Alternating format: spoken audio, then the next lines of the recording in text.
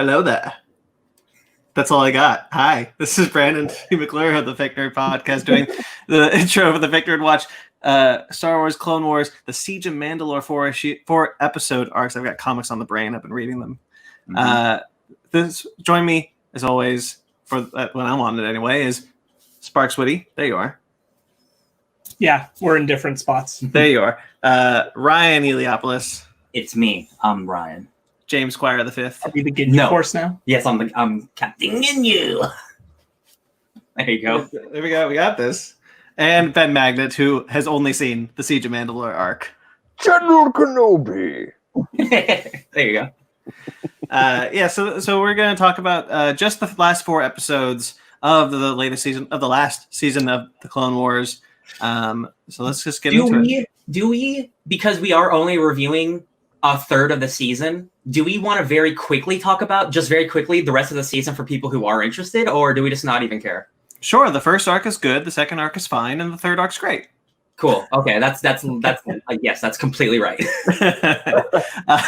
Personally, I really like the Bad Batch arc, which is the first 4 episodes of the season. Yeah. And I know that's, we talked about this on the Fake Nerd podcast when we did our round robin. I talked about how that was a arc from early days Clone Wars before it was canceled.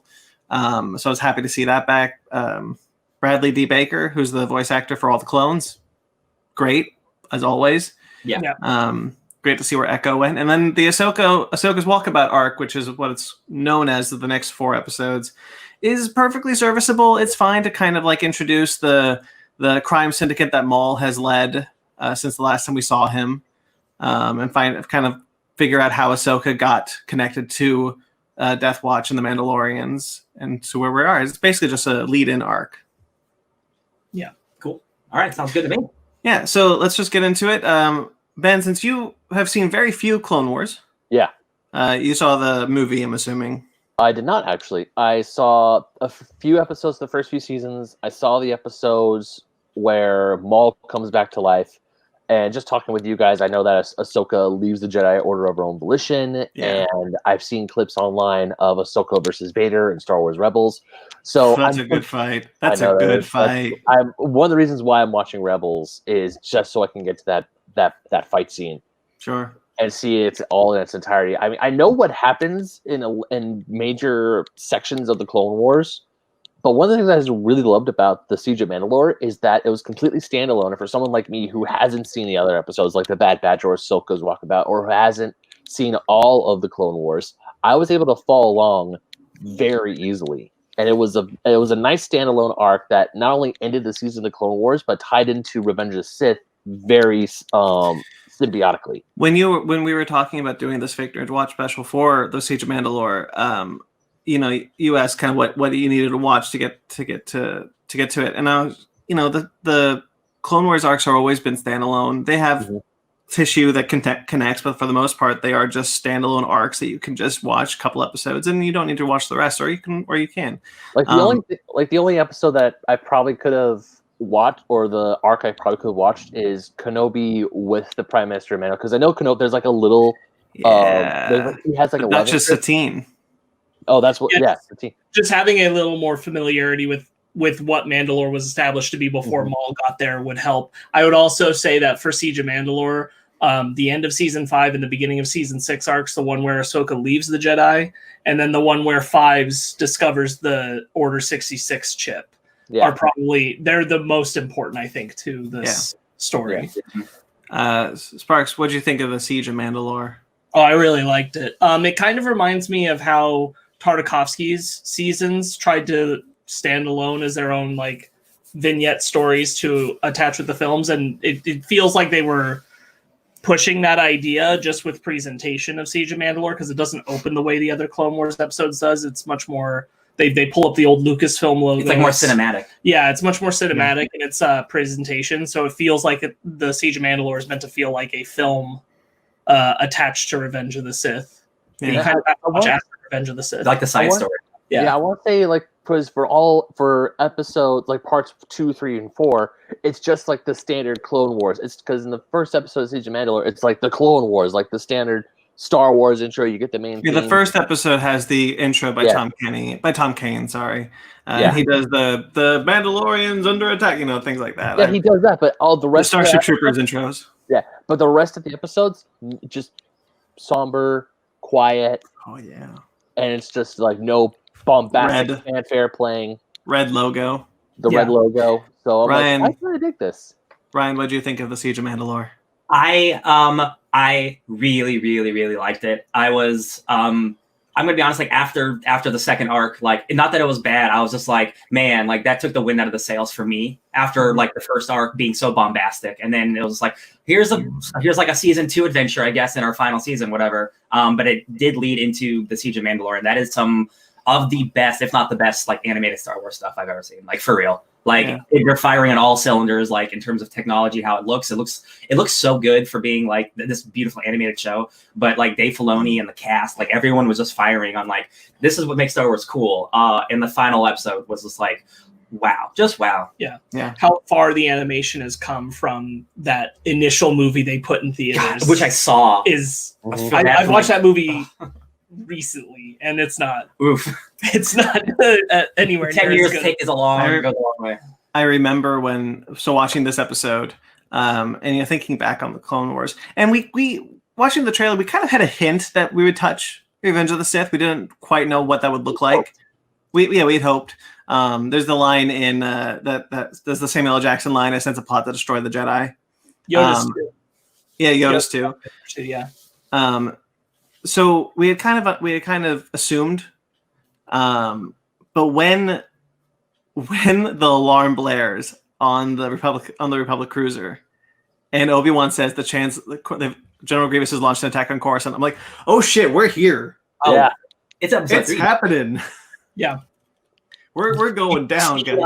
They redo scenes from Revenge of the Sith. Like you see Ayla Secura on Felucia. Like you see that scene, and like they redo those scenes where like all those Jedi get murdered, and you're like, oh no way, in their position. Oh, don't do that. And then one of my favorite moments in the whole show wasn't just Order 66.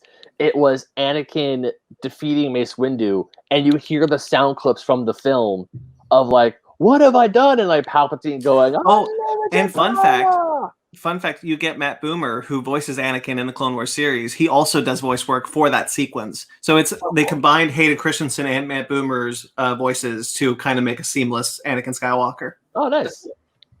I thought that was neat. I appreciate that they don't shy away from like the movie stuff. Like, of course, they can't include like live action stuff, but like they are doing live action stuff in animation, and like I always like when things transition into different mediums. That is so cool. I love it. Yeah. So Palpatine personally called every single clone. Yeah. To execute Order 66. It's a mass text message. It's a mass video message. It's not because Commander Cody. Yeah, he says Commander Cody execute order. Commander Cody. Yeah, you're right.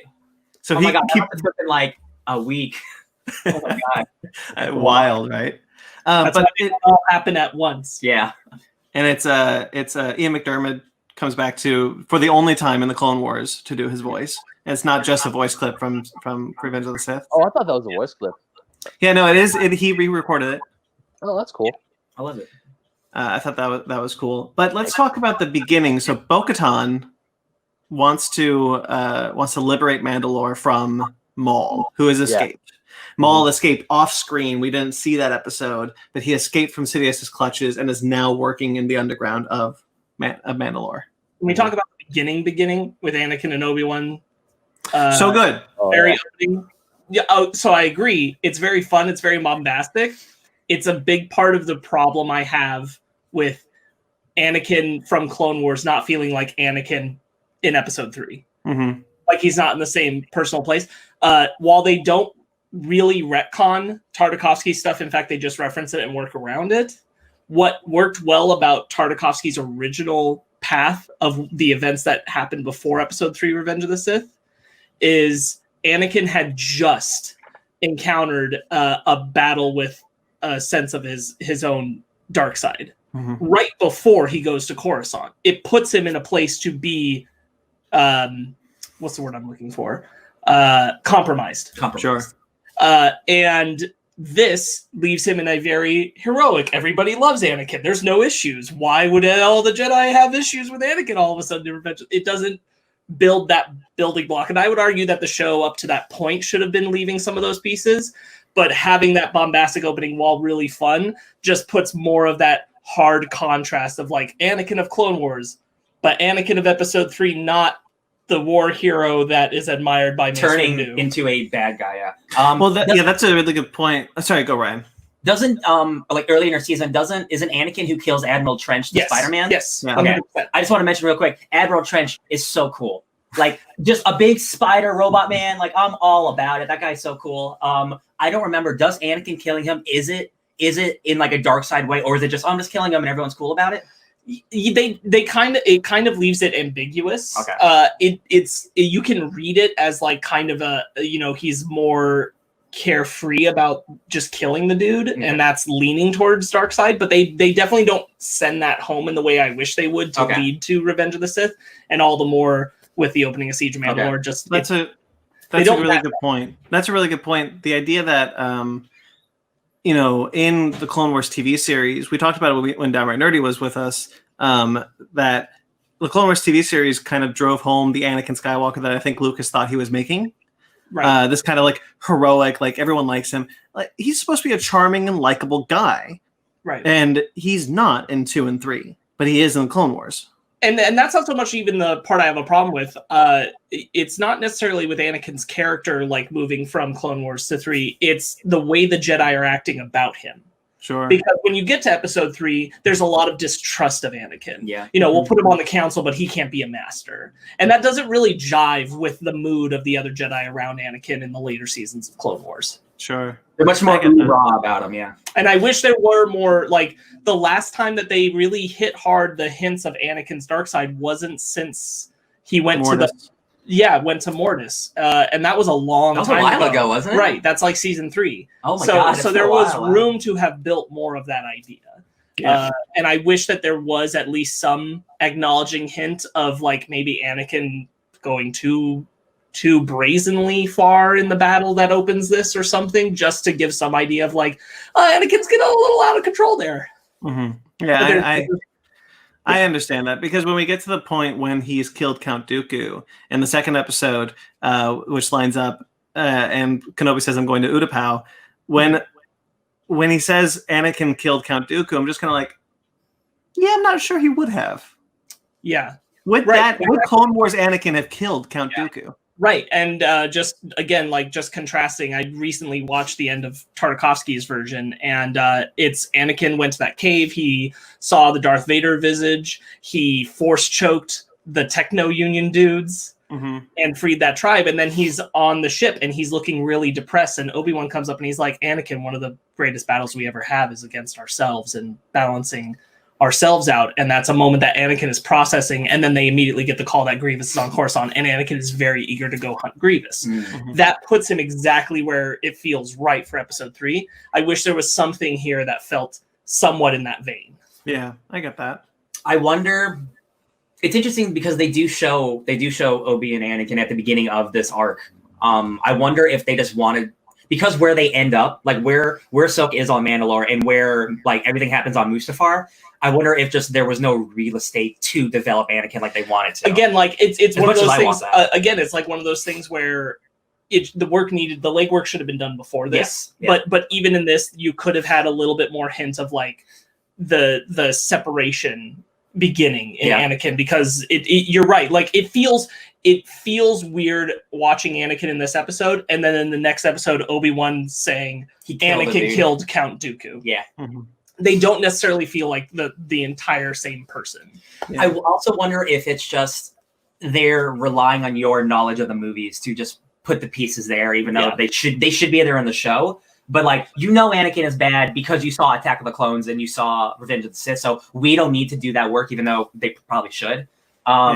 It is something, I would have liked to have seen more. But man, everything with like the Ahsoka stuff, like they after the opening, Obi-Wan and Anakin take a very back seat to the rest of the story, and you kind of feel like much like Dave Filoni was talking about how the Duel of Fates fight between Maul and Qui-Gon was for Anakin's soul. You kind of get the sense that while not a main character of this arc, his soul is still at stake in this arc. You get the sense that while Ahsoka can't, the tragedy of Ahsoka is that she can't stop Vader like Obi-Wan could have.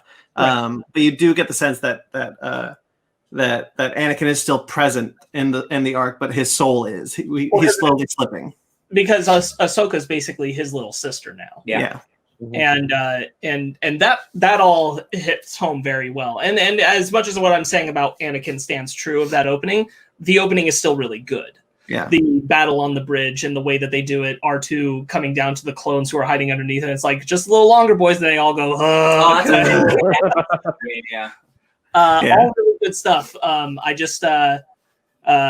That's a criticism that I feel like impossible to not compare, in my opinion. The Tartakovsky series lead into episode 3 hit a little stronger on that note.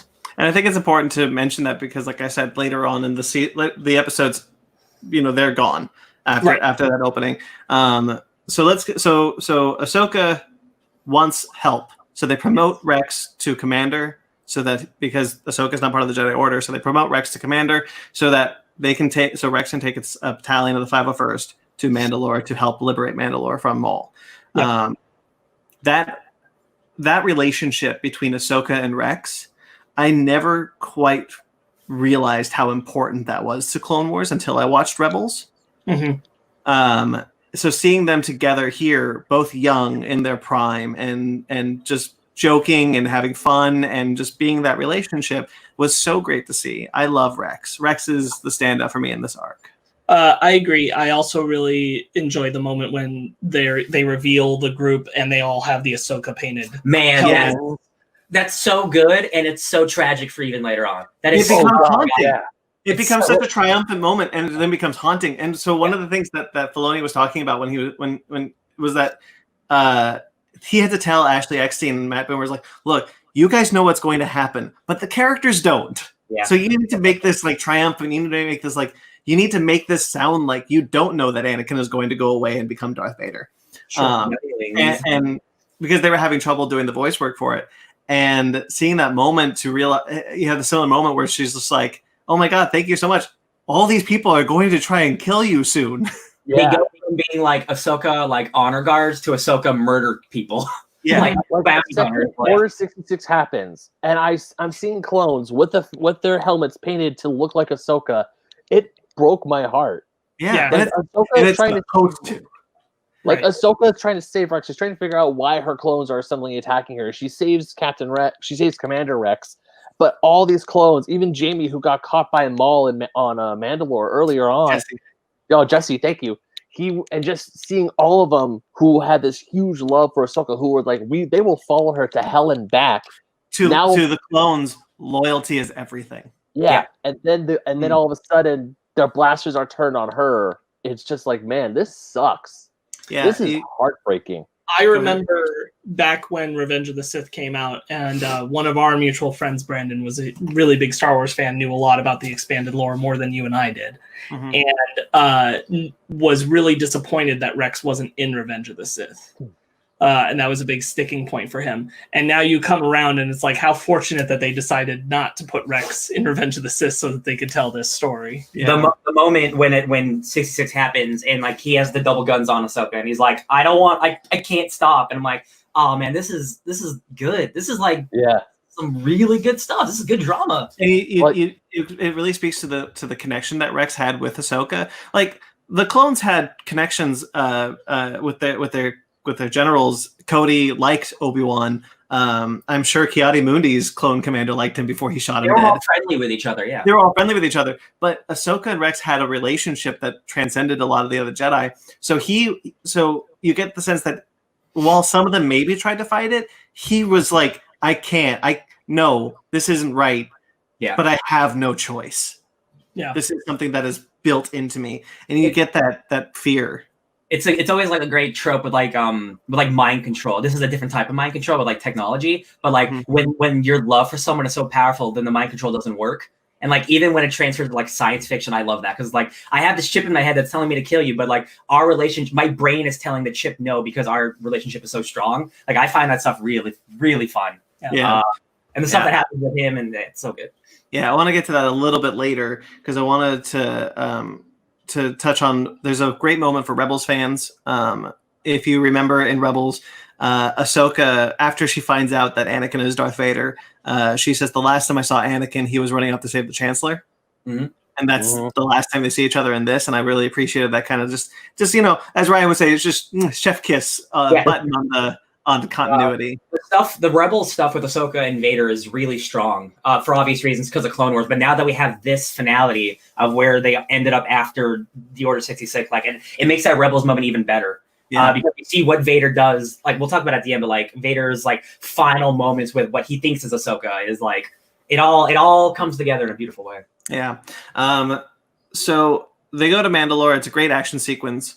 But they can't find Maul. Maul doesn't show up until the end of the first episode, which I thought was interesting. Instead, they deal with instead they kind of take Mandalore relatively easily before they go into the catacombs and then find Maul.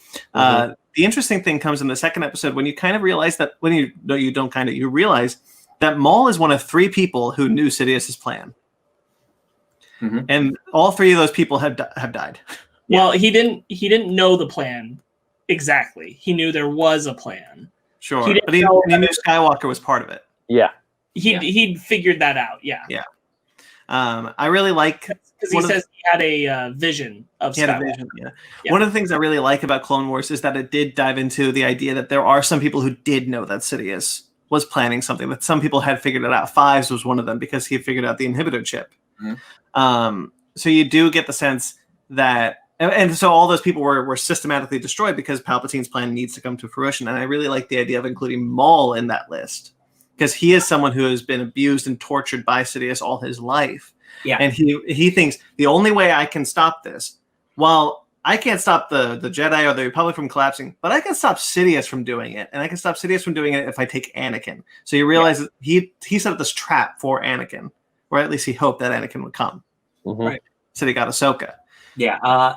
Including Maul, like it's awesome when you have someone like, oh, I know the villain's master plan and I can stop it. But it's when it's an ex-villain, the guy who used to work for the bad guy is the one who's trying to stop it. It's just extra juicy because it was all aboard, and then he got shit on by Sidious, and he's like, oh no, I don't like this guy. I don't want him to be in power. He even says it. It's like I didn't know the plan. I was just another pawn in my master's plan. Dooku, Grievous, they're all just pawns in this plan. I really thought that was interesting. Is he, in terms of Dungeons and Dragons, is he like lawful evil? Because he's trying to stop a worse bad guy, but he's a murderer. You know what I mean? So is he lawful evil now? Because he used to be a bad guy, but now he's chaotic. Now I would an anti-hero in a way. He used to be chaotic evil, but now he has turned into lawful evil. I wouldn't say he's anti-hero. Yeah, he's still just a bad guy. He's still just a bad guy, but I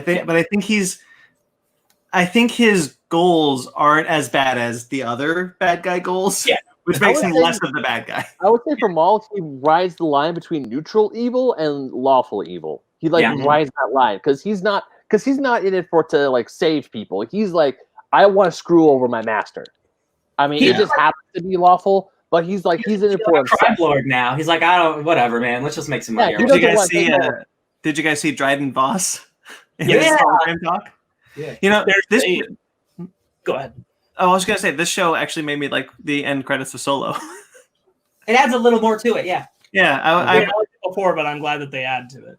Because I wasn't a big fan of showing Maul because of where I saw him in Rebels, but now because there was no hint of a larger crime lord Maul in Clone Wars, but now that we've kind of had those names, I'm like, you know what? I would like to see that arc go from Solo to Rebels. I want to see where he went, how he lost his empire.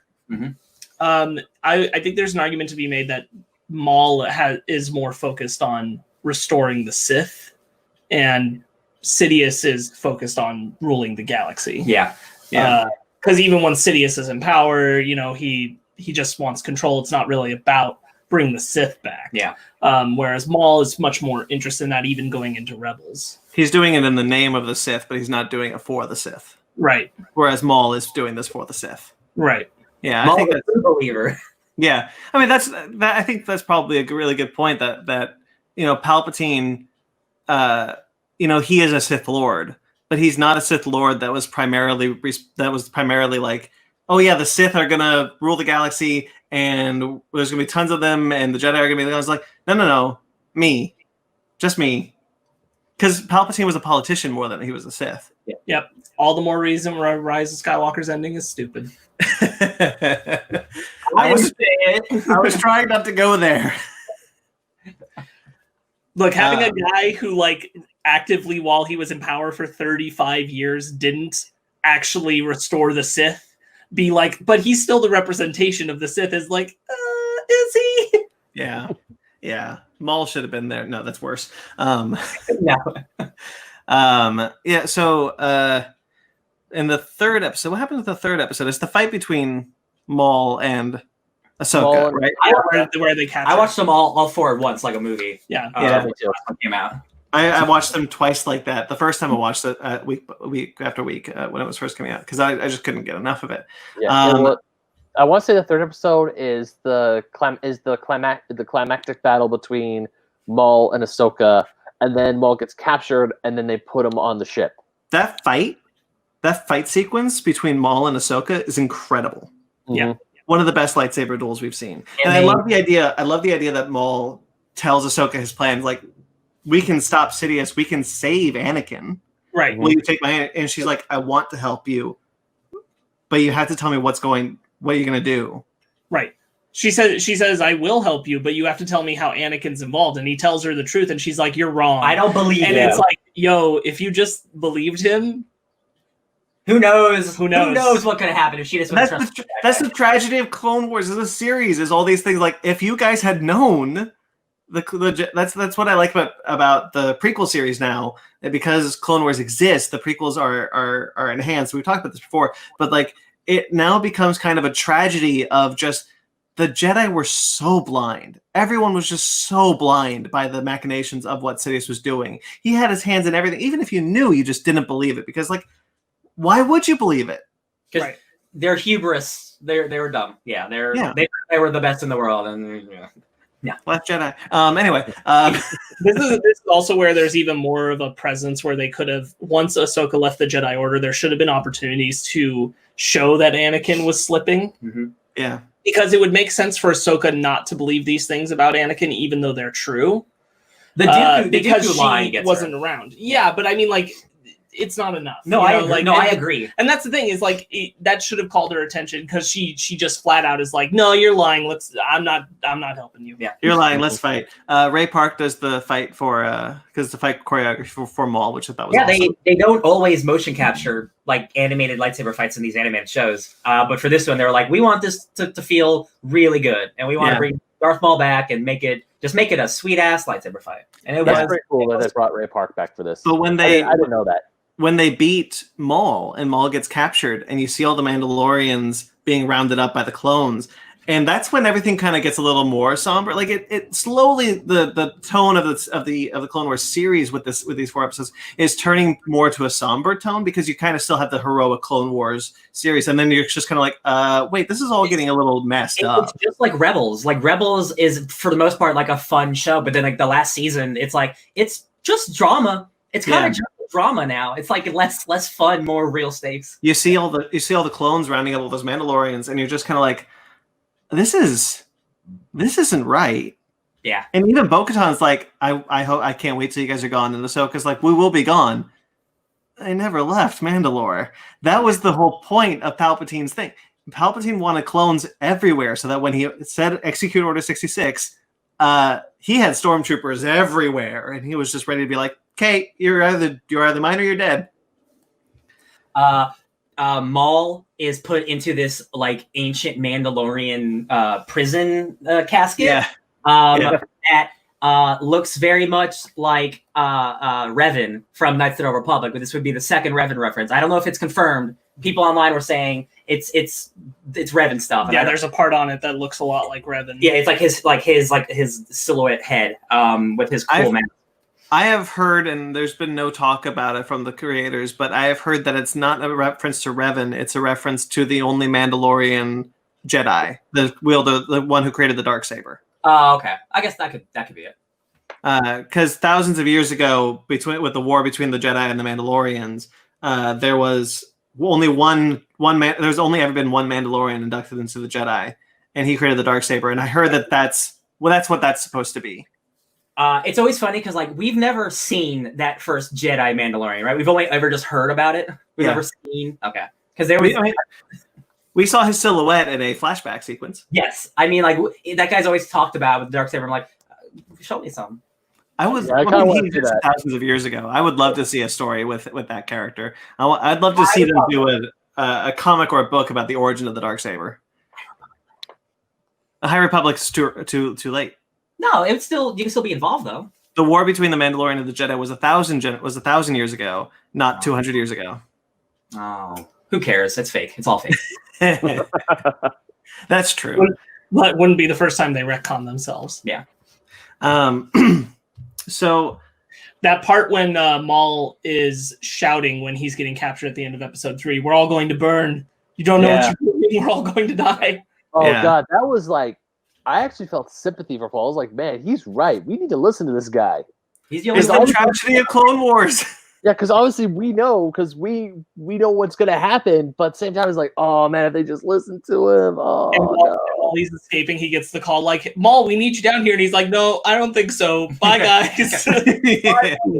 Yeah, Maul DeLoreans. What a great name. Yeah, when he's just like, Maul, help us, please, masters. No, die well. Bye. Yeah. I leave now. And there's that one Mandalorian whose helmet actually has like the Maul spikes. Yeah, so those were originally Death Watch, which was Jon Favreau's team, and because he was the wielder of the Darksaber, and then Maul killed him, took the Darksaber, and they became what has been affectionately known behind the scenes and now in front of the scenes as Maul DeLoreans. Hey man, it has a hashtag on Twitter. That thing's real. Yes, it does. Maul DeLorean's real. And if you type in hashtag 501st, you get the Ahsoka clone. Oh, that's sweet. Yeah. Is the giant ship falling? Is that episode 4? Or is that episode 3? That's episode 4. Okay. Episode 4. That is a hell. That reminded I was like, oh look, it's Black Widow, but better and animated. It's like a ship falling, people falling. I'm like, this looks good. This is a good action scene. The animation is stunning in the show. That's so good. One of the things I love about escape scenes is how tense they are, because obviously, like Order 66 happened. Every clone wants Ahsoka dead on that ship. Ahsoka knocks Rex out to try and save him. She eventually does. Oh, I don't want you to. I want to highlight. So I want to pause you. I want to highlight the moment that Ahsoka saves Rex, because I think it is really important, because we know, as fans of Rebels and as fans of Star Wars, you know that Rex lives. He somehow survives Order 66 and ends up away. And he says he didn't try to kill his Jedi. So we don't know how that happened. We never knew. We never learned. Now we know, and now we've learned how this happens, and that Ahsoka, with her droid who dies, all the droids die. Oh man, I actually felt bad for those droids. They get murked. Yeah, she gets him on the table and to cut out his. By the way, I'm one with the Force, and the Force is with me. That was cool. Yeah. And they cut out surgically remove the chip. I love the moment when he is saved and he shoots the clones, and she says, "Rex, are you okay?" He's like, "Yeah, kid. Yeah, I'm okay." I love that moment that they have together. It's just such a small moment of just like, we can breathe. Yeah, we're together. Because doesn't it like he does like the two gun things again, but it just shoots past her basically. Yeah, it shoots past her into the two clones. But I've never seen the stun setting used more times in Star Wars than in this episode. Yeah, it's true. Yeah, they're good, nice guys. They're nice people. Yeah, I really like the Ahsoka's like, we're not trying to kill anyone. We just and man, when she releases Maul, dude, he has like a Rogue One-esque escape. Yeah, that's so badass. Yeah, like, arguably the coolest thing Darth Maul's ever done. He cuts off people's heads and arms. Yeah, he cuts a dude in half, and I'm watching this. I'm like, this is a kid's show. Not anymore. There's a moment when we see the bulkhead fly. Yeah, there's no blood. There's a moment when we see the bulkhead fly through a guy, and then just the next shot is his head falling on the floor. I'm like, that dude just got decapitated. 2 heads fall. When you see 2 heads just go clunk clunk, I'm like, He just like he throws a door, he rips a dude up into the air. I'm just like, this is cool. This is what so I want, baby. cool. I really like cool. it. Do you want to give me a fighting chance? Like, I don't want you to succeed. I just need a distraction. Yeah, I just need a distraction. Yeah, because I was like, why is she? Come on, Ahsoka, you're better than that. I was like, oh no, you're smart. Okay, I like it. I mean, if she gave him a lightsaber, that would have been different. That would have been a bad idea. Yeah. Man, that sequence is so cool. That was really cool. like balls to the wall, crazy. Yeah. I love it. My favorite moment. Going through everything was like when he steals the communicator after he essentially cuts a clone's arm off with the Not blast essentially, he does. He Oh, cuts yeah. off a clone's arm. with the blast doors. Like he pulls the clone's arm, gets the communicator, and he's like, I could use this. Oh, there's a line I wanted to highlight real quickly from the 3rd episode when Rex says, "We clones have mixed feelings about the war. We wouldn't exist without it." I think that's a really interesting line. Yeah. You know, these people were bred for war. They only exist to do the Clone Wars. What happens when the war is over? And like nobody ever thought about it. Except that one clone. Except for that one clone. Oops. But there's another thing that Rex says now in this episode when and he's had his helmet on this entire time. He's guns blazing. And then when they get to the hangar and all those clones are there and it's like, we're not going to kill anyone. It's like I don't know how to tell you this, but they don't care. Mm-hmm. Those soldiers, my brothers, will kill you and me. And it's just like you kind of have this moment, and he's behind the mask, and then Ahsoka takes off the mask and he's crying. Mm-hmm. I love it. I love it. I love because throughout the whole episode, I was wondering if they're going to touch on the torment that Rex must feel having to shoot his brothers, having to hope that his brothers don't kill him. And they do. And it's such a small, beautiful moment of just a teardrop. It's so great. I love it. Makes me want another Republic Commando during Order 66 where your squad doesn't get this Order 66 and you got to kill all your brothers. I'm like, oh yeah, so bad. I'd love another Republic Commando game. Play the Bad Batch. Play the Bad Batch, yeah. Yeah. There's there's a rumor, or not a rumor. There's like a fun theory that like Brandon, I think you put this up. Star Squadron is the Bad Batch. An old Empire squad. Can you tell them more about it, Brandon? Because I'm kind of so in Jason Aaron's Star Wars run, he introduced the characters Scar Squadron, and it's these characters that are kind of these specialty stormtroopers. He got the heavy, he got the tech, he got the sniper, and he's got one of them has a lightsaber, and that was the big deal is that their commander has a lightsaber. They all have names. This is all not true. Yeah, but it is very easily retconnable to be the Bad Batch, and I think it should be because that'd be awesome. A character like this character, this character, like perfectly, everybody would match up, and I'm like, all right. Yeah, and they even have one that could be Echo, and I'm like, yeah. I'd like that a lot. Now we have Rebels, so like we know, but it's still cool. Well, yeah, because the clones age so fast. By the time that Rebels came around, by the time that the Scar Squadron came around, the Bad Batch would be old men. Yeah. But that would have been awesome if it were true. Yeah.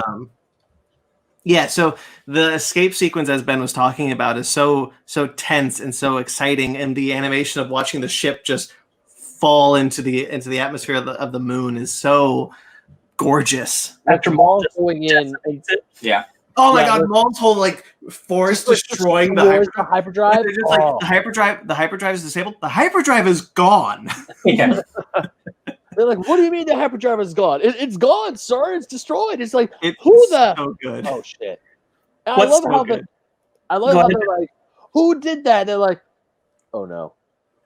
And they also jetted all their escape pods because Ahsoka took them out. Or was like, they're like, we need to find Ahsoka. Cool, destroy the escape pods. She's not getting anywhere. And then the hyperdrive destroyed. Get to the. Oh no. Well, you're out of luck. What's the name of the old clone? Rex. Jesse? No. Old Jesse. Thank you. Jesse. Yeah. Jesse is Rex's second in command. Yeah. His armor has changed in this season. I kind of like it. I like the personalized clone armors that we see in these shows. I think I like the arc in a sense that he has over the Siege of Mandalore. Oh yeah. Captured by Maul earlier on, because he's targeted because Maul knows he's older. Yeah. Yeah. He's from the same batch that Rex was from. Mhm. Yeah, man, there's an episode of Rebels season 1 where one of the later clones before they shut down production on Kamino had defected and wanted to run the family. It's a really good episode. You mean Clone Wars? You said Rebels. No, I meant Rebels. In the first season of Rebels, there's a late generation clone that was created before they shut down production on Kamino, who defected from the Empire. Boy, I don't remember that in Rebels. I do remember in Clone Wars when they come upon the clone that deserted the war. Yeah, there's also that. Listen, they make millions of clones. I'm sure a couple of them get away. I mean, that's true. A couple of them did get away, especially the ones who didn't hear the words "Execute Order 66." They were fine. What was that? What? A death clone? What? Why is everyone shooting at the Jedi? What's going on? Should I shoot at the Jedi? I wonder how that works. Like, he has to call the commanders and tell them to do it, but then like all the rest of the clones under them just automatically start. So that's why it should be a mass text.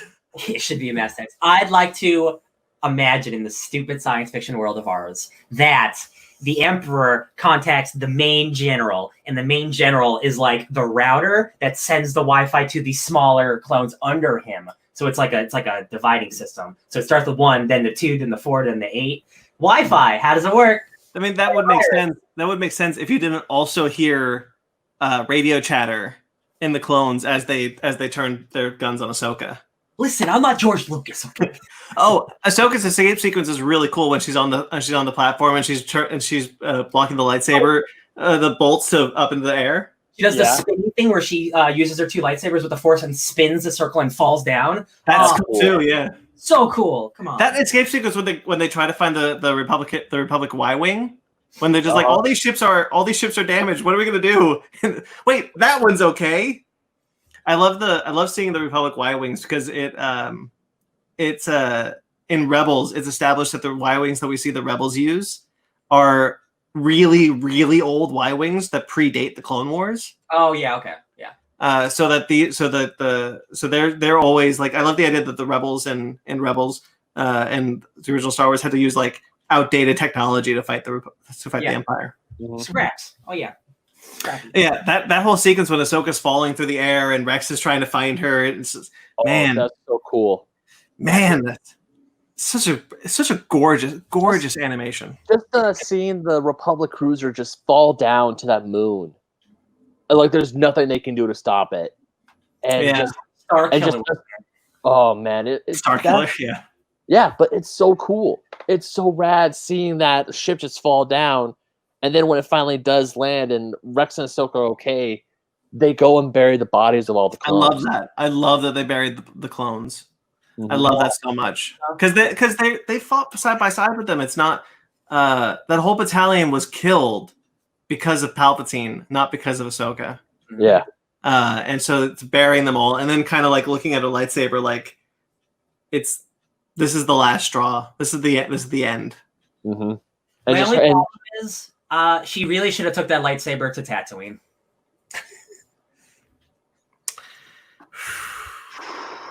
Can't stop, won't stop. No, what you did was actually really great, and what you should have done for your viewers. The more I think about that scene, the more I hate that I defended it. What's your name? Ahsoka Skywalker. You know what? Ahsoka has a better claim to the name Skywalker than Rey does. It's true. It is true, but she has a last name. She has a last name, Tano. We never got to see the story of how Plo Koon and Ahsoka Tano met. Plo Koon. Because Plo Koon was the one who inducted her into the Jedi Order. That weird pumpkin-looking head. I love him. I love Plo Koon. Plo Koon was always my favorite as a kid. Plo Koon's awesome. Weird. Also voiced by James Earl Taylor in the series, who voices Obi-Wan. Nice. There is so Ahsoka leaves her lightsaber on this planet that is the only planet in the entire Star Wars universe that has seasons. That we know of. I was shocked. I thought, by the way, okay, real quickly, quick story. I had assumed that somewhere within the Clone Wars series, we eventually meet Vader. But I thought it would be like the Siege of Mandalore arc would go past, would run concurrently with Revenge of the Sith, and then go past it, and then Vader would come into the Siege of Mandalore and fight Maul, and that would be whatever. I didn't love that idea, but I figured that if Vader would show up, that's where he would likely be. That feels a little too fan servicey compared to absolutely. Yeah. But I was not prepared for the massive time jump and Vader finding that ship and finding Ahsoka's lightsaber, and then the owl that follows Ahsoka around in Rebels flying overhead. Such a beautiful, beautiful moment. Just to have Vader look up at the sky, and he still has the red eyes, so it's before A New Hope. And you see him just look up at the sky, thinking that Ahsoka has died in this moment. Yeah. So beautiful. Was it Filoni or was it somebody else I saw that was like Vader going to that moment? That's almost like his second redemption, because he's going to look for Ahsoka for his almost to like help him be redeemed. Like I saw some interpretations of that. I don't know if I believe that, but like he goes to look for Ahsoka, like maybe she is the last hope for me, and now that she's gone, I am truly a monster. I think I like that read, but I don't know if it's there. I think it is there somewhat, but more so than that, I believe that the reason why he specifically like goes to look for her maybe is because the tragedy of Ahsoka is that she can't save Vader. Yeah. That's the point of the moment in Rebels. That's the point that we see her in this whole Siege of Mandalore. Is like she cannot save Vader. That is the only person who can save Vader is Luke. So perhaps having him go there, he is thinking that will perhaps help him not feel like such a monster. And her not being there is just driving more home the fact that it is not Ahsoka's job to save Vader. Yeah. It is not Ahsoka's story to save Vader. I mean, even just comparing the comic we read recently for one of the book clubs, where Vader has the moment where he imagines killing the Emperor and going to Obi-Wan and all this. Anakin is not suddenly, immediately 100% Vader evil. No, yeah. It's a process, and so it makes sense that there are bits of him that like hold on to. If I could run into Kenobi again, if I could run into Ahsoka again, what would I? And it just makes it makes that Rebels moment so much stronger, because neither of them actually know the fate of each other. Yeah. And that is so sad, because considering they were like best friends, and they brought each other up in this time of war. And like the next time they see each other, it's when he's the bad guy, and it's when he thought she was dead. And I'm like, oh, all the emotions, too many emotions. And she thought he was dead. Yeah. Yeah, because she doesn't know what happens to him afterwards. Yeah. Oh, yeah. And everyone, according to the Republic or the Empire, Anakin was killed with all the other Jedi. Yeah. Nobody in the Empire knows that Anakin and Darth Vader are the same person. Well, except doesn't Tarkin figure it out? Tarkin figures it out, and obviously Palpatine knows. Oh yeah. But yeah, Tarkin was also in Clone Wars earlier in the seasons, which I thought was cool. Yeah, I thought this 4-episode arc was spectacular. Some of the best Star Wars storytelling we've gotten in ages. Yeah, it's definitely like because I'll say Fallen Order came out. Like this 4 episodes are my favorite Star Wars things since Last Jedi, probably. Yeah, probably. It's only been a couple of years, but like I'm very fond of these 4 episodes. I mean, the whole season as a whole is really good, but like I will find myself watching these last 4 more than the whole season. Yeah, I wish they would put these together as a movie and put it in theaters. Yeah, I think that would be awesome. I mean, the theaters are open right now, but when they do, like the Clone Wars movie was at the very beginning of the Clone Wars, and then you have the final Clone Wars movie, which is the end of the Clone Wars. Like that I don't hate that idea. I don't hate it. Because the Clone Wars movie was just the first 3 story arcs stitched together. Yeah. So you could do the same thing here. And the animation is gorgeous. Yeah, I would love to see. This is like almost this is much more worth going to theaters for than that first. Oh my god, yeah. Oh yeah. Yeah, I would honestly I like the Clone Wars show as a whole. That first movie, outside of introducing Ahsoka, is almost a total wash. Yeah. It's not a strong introduction. Yeah.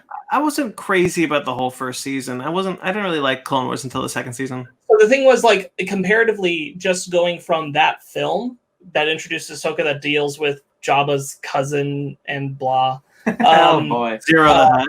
Going from that to the first episode of Clone Wars being Yoda telling the clones that they matter as individuals is already just much more what I want from the show. And that's why, like, I think that the first episode of Clone Wars by itself is already a better setup than that movie was. I thought the first arc was Grievous. No, the very first episode of Clone Wars, the very first one, is Yoda with a bunch of clones, and he's trying to persuade a planet to pick a side, and Dooku is there and issues a challenge to Yoda to get there. And Yoda is working with the clones, and the clones are like, some of them are ones who feel that there's no point to them surviving as long as Yoda survives, and he says, no, all life matters. You are all individuals within the Force. Yeah. That is the first episode. Wow. Yeah. And it's been a while. And then the arc right after that is about Plo Koon, related to Grievous. Right. And then we get the Proto Death Star. And then the arc right after that is where we meet Fives and Echo and that whole group. Mm. So season 1's not as bad. No, that's actually true. I like those episodes. Yeah. That movie, though. This made me want to go back to rewatch a lot of the Clone Wars series. I think we need to shout out D. Bradley Baker, who voices all the clones and has been since the beginning. The fact that he is so incredible at making each one of them sound like a different person while also being the same person is crazy to me. Yeah. That anybody could be that good at voice acting. Yeah, that dude's a very, very famous and talented voice actor. Like that dude has a range. Oh yeah. I think that can be said that, maybe his New Zealand accent isn't great, but the fact that he voices hundreds of characters throughout the show is wild. And just by hearing how they talk or the cadence of the voices, like, I'm not sure if they'd stand up against like, oh, I don't actually watch this. I'm not watching this. I can hear the different clones, but I think it's pretty damn close. Yeah. Like I can definitely tell who Rex and Cody are. The thing is, like when all the clones are made at the same time, when they're all 10, they're going to be the same. But when they grow up differently, then that's when they differentiate. So it's like they have to get older to become different people. They all have different experiences. They all have different personalities. And that's the thing that I wish that the movies did more, 2 and 3 did more, is talk about how the clones are people and not just soldiers. There's not a lot of room to do it because it's really just Revenge of the Sith, because the clones don't really come into play until the end of Attack of the Clones. Sure. Yeah. So that just leaves Revenge of the Sith, and you're already doing a lot of legwork with your main characters. I understand why it's not present, but that's why it's nice that we have clones. That's why you have the show, exactly. Yeah. That's what I'm saying. Like, I wish it were there, but I'm really happy that we had the Clone Wars series. I think it's a spectacular show, and the legacy of the series, just what it did in regards to pushing the medium of animation, and just some of the best Star Wars storytelling we've ever seen. Mm-hmm. It cannot be understated. Mm-hmm. Clone Wars brought back Darth Maul for a lot of fans. Like, there are still people who don't watch any of the shows and just think of Darth Maul as the Episode 1 bad guy. But like, if you've been invested in the Star Wars universe, you've seen Darth Maul go from a one-note bad guy to a three-dimensional, fully realized like person with goals and ideas and fears. And I'm like, I remember as a kid, like, wow, that guy looks cool. That's all he's ever going to be. And now I'm here thinking of like, wow, I've seen his entire life for like decades. There is like, a line. There is a line in Rebels when he says to Ezra, he says, "I cannot face Vader alone." I would like to see. Now I would like to see a solo sequel. Maybe not about Han Solo, but a solo sequel where we perhaps see Maul get in trouble with the Empire and Vader has to come in, and we see that kind of how Vader maybe destroys his entire empire, his entire like illegal empire, and that's how we see. That's when we see him in Rebels. Hell yeah, baby! That's the story I want to see. I'd like to see that a whole lot. Just give Alden Ehrenreich another job. I mean, like, I don't even care if it's a Han Solo sequel, but like, the only person that you'd bring back would be Emilia Clarke. Yeah, and then everybody else wouldn't be in it. Yeah, you could arguably have Donald Glover in it somewhere for a bit.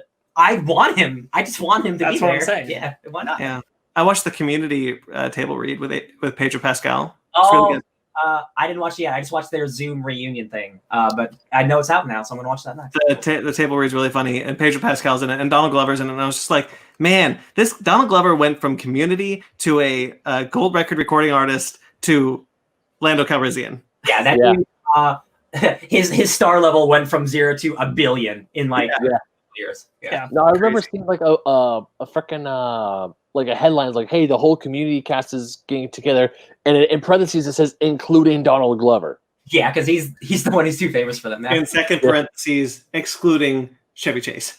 Yeah. He's Right. busy.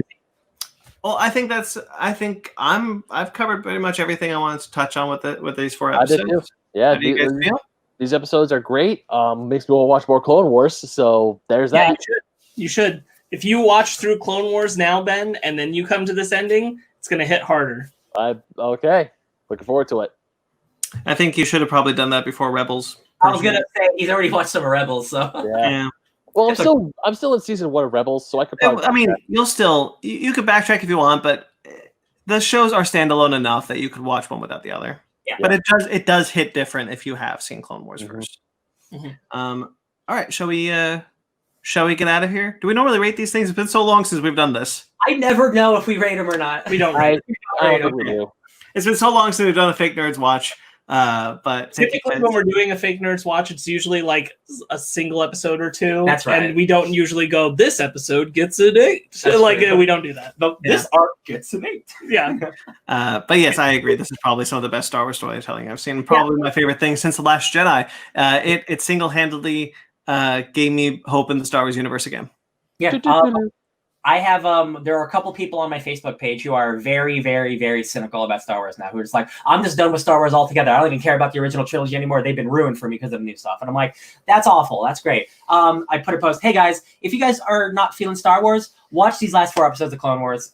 It gives you everything I think you want from Star Wars, the feeling, the lightsaber battles, like the big scope, but also the emotional stuff. Like, this is what Star Wars like feels. This is like the template for good Star Wars. Like, definitely watch it. Okay, that'll do it then. I'm Brandon C. McClure. You can find me BT McClure on Instagram and Twitter. Sparkles. Hey, you can find me playing Battlefront 2 a little too much at Sparks Witty on Instagram and Twitter, SPARKZ Witty. Thanks to Clone Wars, I've been on a Star Wars kick, so I bought a ton of books, and I'm going to go back to play the single-player campaign of Battlefront because I haven't finished it yet. I'm going to play some of the Lego games. I pre-ordered the new Lego game. Star Wars is back, baby. Yeah, I'm the exact same way. I've been slowly accumulating a bunch of Star Wars games, and I'm like, oh boy, I got a little Until that High Republic drops later Oh this year. Jesus! Yeah. So We should much talk about if we're going to do something with that. Ryan? I'm a DJ Tony Snark everywhere. If you want to see me stream some Star Wars video games maybe this week, you can find me at DJ Tony Snark 616 on Twitch. Ben? You can find me on Instagram and Twitter at benmagnet27. Ryan almost said .com. Wow, I jumped ahead. At benmagnet27. You can also find me writing about old school video games for oldschoolgamermagazine.com. Find us on our website, FakeNerdPodcast.com, our social medias, Twitter, Instagram, Facebook, FakeNerdPodcast.com. Like and subscribe.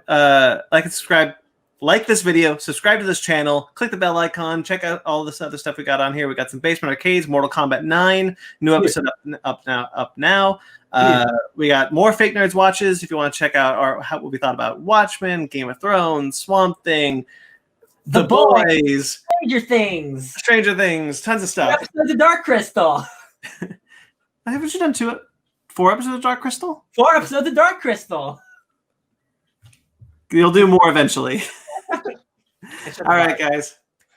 Until next week, guys. Until next time we see you, check out our latest episode of Fake Nerd Podcast. We talk about Scoob. May the Force be with you. Stay fake nerds.